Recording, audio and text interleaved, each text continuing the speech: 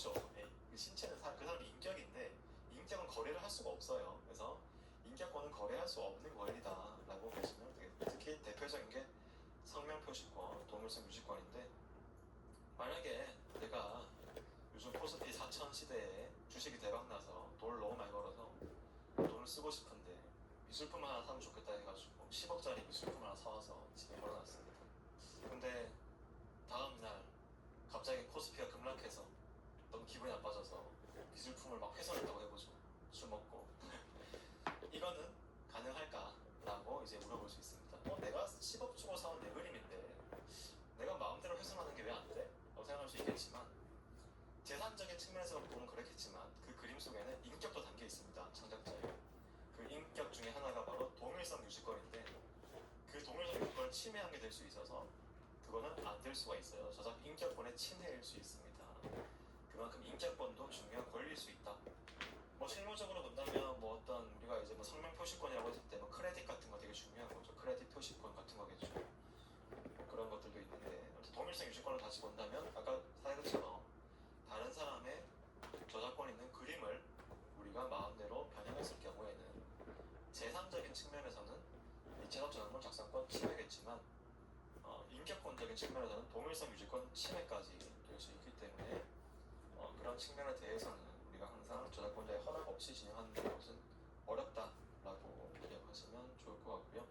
성명 표시권 너무 중요한 방금 말씀드린 크레딧 표시권 이런 것들이고 저작권자의 우리가 저작물을 이용하실 때는 반드시 성명 표시를 해야 된다라는 점을 꼭 기억하셔야 되겠습니다. 하여튼 성명 표시권 매우 중요하다까지 기억하시면 좋겠고요. 그리고 사실은 이제 AI와 관련성은 조금 덜 할 수는 있는데 여러분들이 이제 여러 가지 콘텐츠를 청량하실 때 굉장히 중요한 개념들이 있는데 이런 개념들은 사실은 우리가 이제 타인의 저작물을 어떻게 하면 저작권자의 허락 없이도 적법하게 이용할 수 있을까와 관련된 조항들인데요. 대표적인 조항이 바로 인용 조항인데 다른 사람의 저작물은 보도, 비평, 교육, 연구 등을 위해서는 정당한 범위 안에서 공정한 가치 합치는 일을 인용할 수 있다. 중요한 것은 이 정당한 범위입니다. 그래서 특히나 영상을 제작하시는 분들 같은 경우에는 내 영상에 다른 사람의 영상을 일부 넣을 수 있잖아요. 근데 넣을 때 꼭 저작권자의 허락이 필요하느냐라고 했을 때 저작권자의 허락이 필요 없는 경우도 있다는 건데 그런 경우가 어떤 경우냐면 바로 그 영상을 인용할 때는 허락이 필요 없다는 겁니다. 근데 인용을 어떻게 해야 되느냐? 내가 그 인용하는 그 영상을 부연, 예증, 참고 자료 등만 부수적으로만 사용할 때는 인용이 가능하다는 거예요. 예를 들어서 내 영상이 아까 말씀드린 것처럼 영화 리뷰 영상인데 그 영화 리뷰의 참고 자료로 원 영상을 한 10초 정도씩 이렇게 중간중간 5초 정도씩 인용하면서 나의 해설과 나의 리뷰와 나의 이야기를 더 훨씬 많은 분량으로 주 컨텐츠로 사용한다면 그런 인용은 사실 가능할 수 있다는 거예요. 그러니까 이런 경우에 영상을 1초로 사용하면 다른 방송국의 허락을 받아야 되느냐? 꼭 그렇지 않다는 거예요. 법은. 사실 법은 꼭 그렇지 않고 실제로 판례를 보더라도 10초, 20초 사용하는 것은 인용으로 인정된다라고 본 판례가 실제로 있습니다. 그래서 다만 이제 너무 길게 몇 분씩 쓰거나 정말 몰아보기 영상 이런 것처럼 그냥 거의 컨텐츠가 그냥 짜깁기 한 거다 이렇게 하면 안 되겠지만 정말 간단하게 어떤 그 주 콘텐츠가 있는 상황에서 부수적인 용도로 다른 사람의 저작물을 인용하는 것은 가능하다. 좀 직관적으로 이해하려면 우리가 이제 책 서평 블로그 이런 것들 보면 책을 그대로 이제 내가 인상 깊었던 구절들을 다 받아 써서 필사해서 블로그에 올리면 인용이 아니죠. 그냥 복제죠, 복죠. 책을 복제한 거죠. 복사한 거죠. 그게 아니라 책의 일정 부분을 인용하면서 내 이야기를 쓰고 또 책의 일정 부분을 인용하면서 내 이야기를 쓰고 이렇게 하는 식의 인용은 허용될 여지가 높다는 거죠. 물론 너무 많이도 인용하면 안 되겠지만 일부분 정도는 그런 식으로 인용할 수 있다. 그런 것도 우리가 한번 기억하면 되게 좋고요. 제가 이 조항을 왜 굳이 저작권 강의도 아닌 AI 저작권 강의에서 왜 말씀드리냐면 요즘에 생성형 AI가 인용을 적법하게 못하는 경우를 되게 많이 봅니다. 특히나 예를 들어서 생성형 AI한테 우리가 딥 리서치 같은 걸 시키게 되면 엄청나게 많은 출처를 달아가지고 글을 쫙 써주는데 거의 원문을 그대로 복사해서 짜집기 한 경우가 너무 많아요. 그러면 적법하게 인용한 게 아니라 복제해서 짜집기 한 건데 그런 딥 리서치 결과물을 그냥 쓰면 저작권 침해가 될 가능성이 상당히 높습니다. 딥 리서치 같은 경우에는 그러니까 그런 식으로 이제 우리가 리서치 기반 AI 같은 경우에는 원 저작물을 그대로 복제해서 짜집기를 하기 때문에 그 과정에서 원 저작물과의 실질적 유사성이 인정될 수가 있기 때문에 사실은 리서치 기능도 참고용으로 쓸 수 있겠지만 리서치 결과물을 그대로 내가 출판을 하거나 사업적으로 쓴다라고 한다면 사실은 인용이 아니라 그냥 긁어온 게 될 수 있어가지고 문제가 될 수 있는 경우가 적지 않다라는 말씀을 드리기 위해서 이 인용 조항까지 말씀드렸습니다. 마지막으로 이제 요즘에 AI 학습이 가능하냐, 공정 이용이냐 아니냐 가지고 논란이 많이 있었는데 최근에 미국 소송 현황을 보면 거의 다 합의하고 있어요, 그렇죠? 데이터 활용한 그 대상들에게 거액의 합의금을 주면서 AI 회사들이 합의를 하고 있는 걸 보면 공정 이용으로 취급되기가 쉽지 않다라는 판단이 어느 정도 있는 것 같습니다. 그래서 탁스 데이터 같은 경우에도 우리가 어느 정도 적법하게 이용하려면 좀 대가를 지불해야 되는 그런 상황도 좀 생길 것 같다라는 것이 현재의 상황이다라는 것까지 말씀드릴 수 있을 것 같고요. 여기 마지막으로 참고용으로 여러분들께서 만약에 내가 좀 안전하게 저작물을 쓰고 싶다라고 한다면 우리나라에는 이 공공놀이라는 공공저작물을 모으는 사이트가 있습니다. 이런 사이트에서 공공저작물을 이용할 수도 있고 unsplash.com 같은 이제 무료 이미지가 일부 포함된 그런 사이트들도 있고 물론 다 출처 표기는 의무예요. 출처 표기를 안 하고 쓸 수는 없고 다만 영상 제작하실 때 이미지가 급하게 필요할 때는 이런 사이트들을 이용하실 수 있고 생성형 AI로 생성한 이미지를 요즘에 사실 사람들이 굉장히 많이 쓰고 있습니다. 그냥 생성만 한 이미지 같은 경우에는 주인이 없는, 저작권 없는 이미지가 되기 때문에 실제로 영상 등에서 요즘에는 폭발적으로 많이 쓰고 있다. 공공기관들에서 아예 권장 대상으로 할 만큼 각종 기관에서도 생성형 AI 이미지를 굉장히 많이 쓰고 있죠. 그리고 뉴스 저작물 같은 경우에는 특히 한국언론진흥재단에서 뉴스토어에서 판매를 하고 있기 때문에 거기서 이용하시는 것이 가장 안전하다라고 생각하시면 되겠습니다. 네, 오늘 제가 이렇게 해서 알려줬는데 혹시 정말 내가 지금 꼭 질문하겠다 한 거 혹시 있으실까요? 일단 되게 좋은 강의 감사합니다. 되게 좀 첫 번째로는 예를 들어서 아까 전에 예를 들어 사진 같은 경우 이제 혹은 유튜브 영화 리뷰 같은 경우도 그렇고 아까 이제 말씀하셨던 이제 아내분이 찍어준 사진에 대해서 편집 저작물에 대한 권리에 대한 이제 그것을 인정해주는 범위를 좀 여쭤보고자 그러니까 무엇을 우선순위로 두는지 좀 궁금한데요. 예를 들어서 아까 전에 유튜브 리뷰 같은 영화 리뷰 같은 경우 보면은 리뷰라는 사람들이 이제 영화를 굉장히 짧은 소스만 써서 본인들이 내가 새로 2차 제작을 했다라고 가정하게 되면은 그때에 있어서의 저작물에 대한 우선순위 우리가 만약 분쟁이 일어났다 했을 때 2차 저작물은 그 후에 있는 사람인가 앞에 있는 사람인가 사전에 상호 간에 합의가 됐다는 전제 하에서 이제 그 뒤에 있는 사람이 내 권리가 있다라고 이제 우선순위 할 수 있는 것인가 혹은 그런 예컨대 그 여러 가지의 과정에서의 좀 우선순위를 가장 좀 중요하게 바라볼 게 무엇인가 혹은 그 우선순위를 바라볼 때 어떤 기준이 가장 중요한 그것 중에 하나인가가 질문입니다. 네, 우리가 이제 그 사진의 피사체 같은 경우에는 사실은 이제 그 말씀하신 것처럼 찍힌 사람에게 저작권이 있는 건 아니고 찍힌 사람에게는 대신 초상권이나 만약 그 사람이 유명한 사람이면 퍼블리시티권이라는 것이 생기는데요. 그러면 우리가 이제 특히나 내가 유명한 사람의 배우의 얼굴을 장원영의 얼굴을 사진을 다운로드 받아가지고 이미지로 만들었는데 이걸 내가 상업적으로 활용한다고 하면 누가 봐도 이 사람은 장원영이에요. 그러면 식별 가능성이 있는 거잖아요. 그럼 그 식별 가능성이 있는 상태에서 그걸 상업적으로 이용하면 그럼 장원영이라는 분의 퍼블리시티권이나 초상권을 침해하게 될 수 있습니다. 그렇기 때문에 이건 저작권과 별개로 굉장히 중요한 그런 말씀을 해주신 거고요. 그래서 그런 어떤 측면도 되게 중요한 부분이라고 볼 수 있고 사실 이제 그 2차도 저작물을 만들었을 경우에 만약에 그 어떤 저작권 침해 문제가 발생을 한다면 실제로 이제 그 2차도 저작물은 원 저작물과 별개의 독립적인 저작물로 인정을 받습니다. 그렇기 때문에 만약에 내가 귀멸의 칼날 무한성평 애니메이션 버전에 침해를 했다라고 한다면 아무래도 그 애니메이션 제작사와 좀 문제가 될 거고요. 원 저작자와는 이제 문제될 가능성이 조금 더 적어지는 거겠죠. 아무래도 그래서 2차 저작물은 별개의 독립된 저작물로서 별개의 저작권을 가진다라고 일단은 기억해 두시면 좋을 것 같습니다. 여기서 마무리하도록 하겠습니다.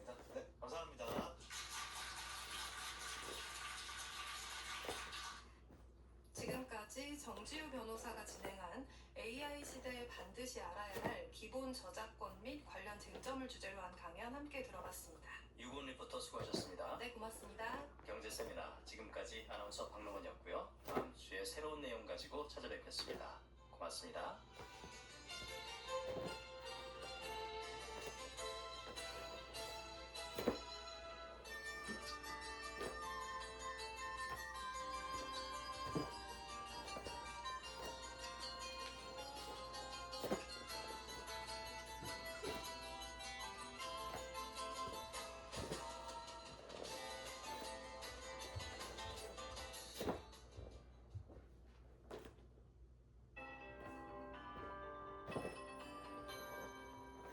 KBS 58분 날씨. 오늘 강추위가 풀리면서 서울의 아침 기온 영하 2도 선까지 올라왔습니다. 평년과 거의 비슷한 수준이고요. 그래도 12월이니만큼 평년 이맘때 아침 추위가 좀 남아있긴 합니다. 오늘은 낮 기온이 평년보다 높아지겠습니다. 서울이 7도까지 오르면서 어제보다 4, 5도가량 더 높겠고, 또 세종, 대전, 대구는 9도, 광주 10, 강릉, 부산 11도, 제주 16도 등 전국이 4도에서 최고 16도까지 오르겠습니다. 대부분 10도 안팎의 기온까지 올라서 평년을 웃도는 낮 기온 예상되고요. 내일은 오늘보다도 더 기온이 올라 서울이 3도로 출발해 낮 기온 12도까지 예보되어 있습니다. 좀 더 온화한 내일 기온을 느끼실 수 있겠습니다. 오늘 중부지방은 대체로 흐리겠습니다. 밤까지 수도권, 충남, 충북 북부에 곳에 따라 비가 오겠고, 강원 내륙과 산지는 비나 눈이 예보되는데요. 양이 워낙 적어서 대부분 5mm 안팎의 비나 강원 산지로 1에서 3cm의 눈이 예보됐습니다. 동쪽의 건조함은 더 심해지고 있습니다. 현재 경북 울진과 포항, 강원 동해, 강릉을 비롯한 6개 시군에 건조 경보 내려져 있고요. 그 밖에 동해안과 경상권 내륙 건조주의보 발효 중입니다. 불조심하셔야 되겠습니다. 아직까지는 눈이 녹기 전인 곳이 많아서 교통안전, 보행자 낙상 사고에 주의하셔야 되겠습니다. 현재 서울 기온 2.7도입니다. 기상청에서 최영우였습니다.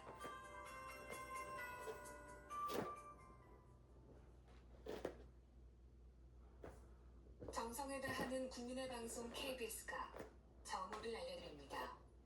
AM 711kHz, FM 97.3MHz, KBS 1라디오입니다. HLKA.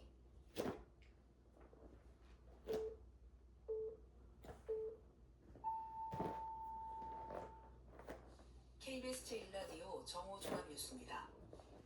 대한민국 축구대표팀이 북중미 월드컵에서 멕시코, 남아공, 그리고 유럽 플레이오프 승자와 함께 조별리그 A조에 속하게 됐습니다. 무난한 결과라는 평가 속에 축구대표팀은 조별리그 3경기를 모두 멕시코에서 치를 예정입니다. 이준희 기자의 보도입니다. 북중미 월드컵 조 추첨에 나선 미국 농구의 전설 샤킬 오닐이 대한민국을 호명합니다. 대한민국은 개최국 멕시코, 남아공, 그리고 유럽 플레이오프 승자와 함께 A조에 속하게 됐습니다. 덴마크, 북마케도니아, 아일랜드, 체코 중 본선에 진출하는 한 팀이 마지막으로 우리의 상대가 됩니다.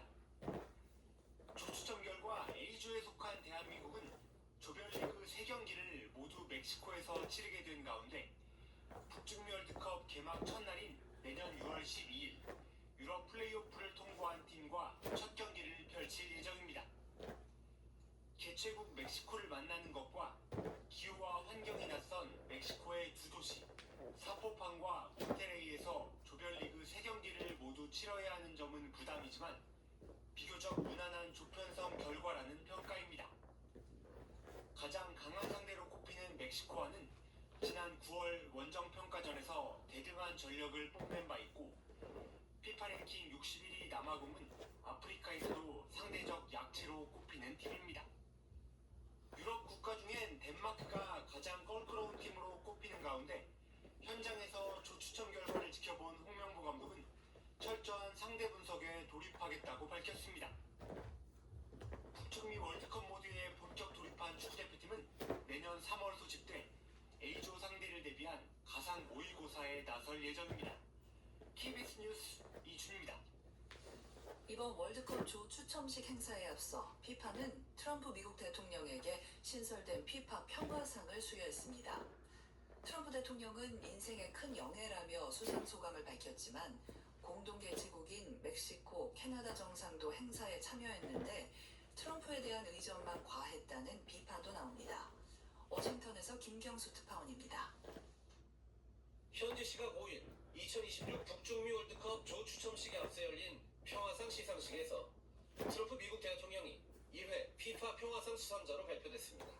피파는 트럼프가 취임 후 이스라엘과 하마스 간 분쟁을 중재했고 우크라이나 전쟁의 종전을 위해 노력을 기울이고 있다고 평가했습니다.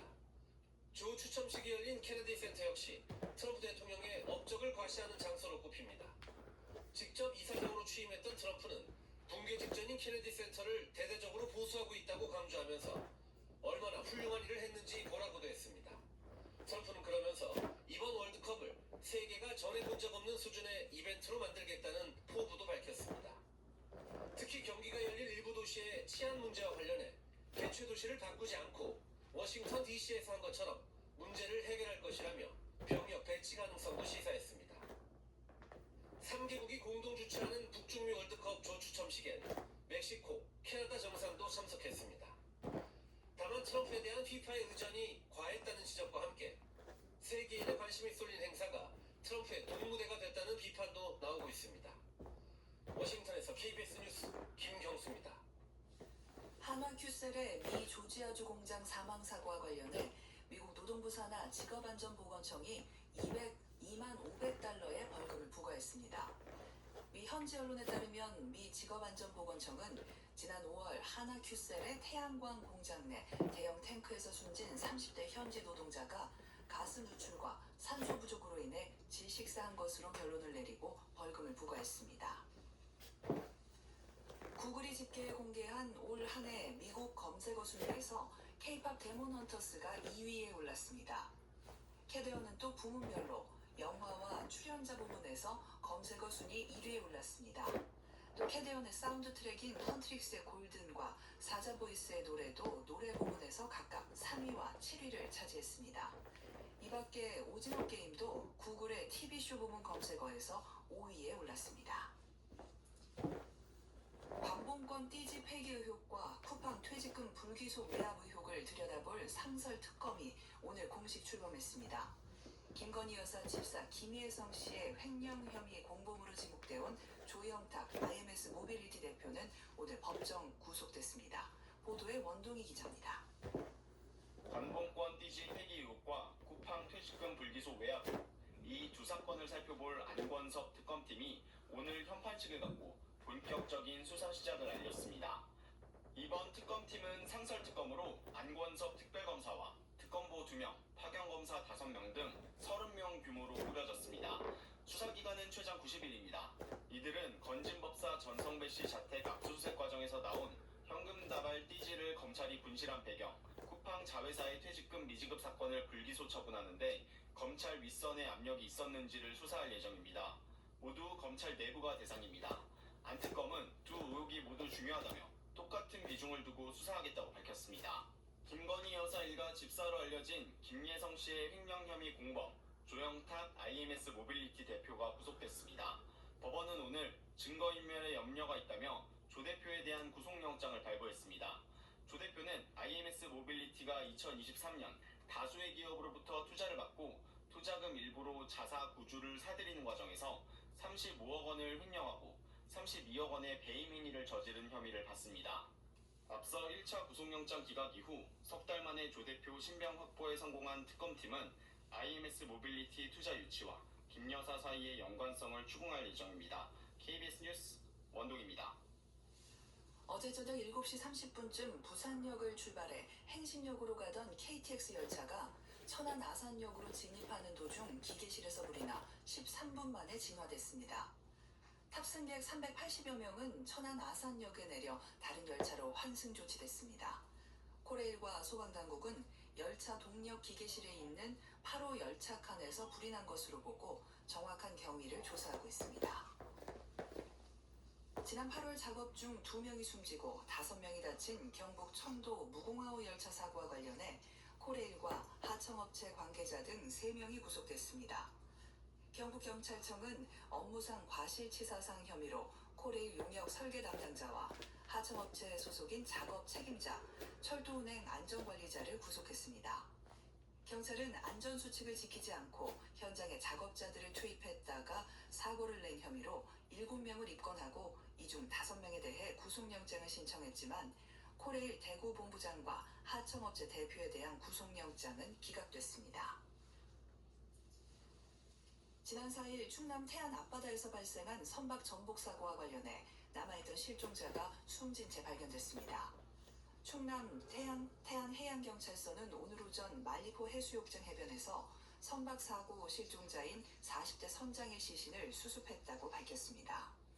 앞서 지난 4일 저녁 6시 20분쯤 충남 태안 천리포 북서쪽 약 2.5km 해상에서 7명이 탄 10톤급 어선이 전복돼 3명은 구조됐지만 4명은 차례로 숨진 채 발견됐습니다. 배우 조진웅 씨 측이 10대 시절 저지른 범죄로 소년 보호 처분을 받았다는 의혹에 대해 미성년 시절 잘못한 행동이 있었다고 밝혔습니다. 조진웅의 소속사 사람엔터테인먼트는 입장문을 내고 배우에게 확인한 결과 미성년 시절 잘못됐던 행동이 있었음을 확인했다고 전했습니다. 다만 성폭행 의혹은 전면 부인했습니다.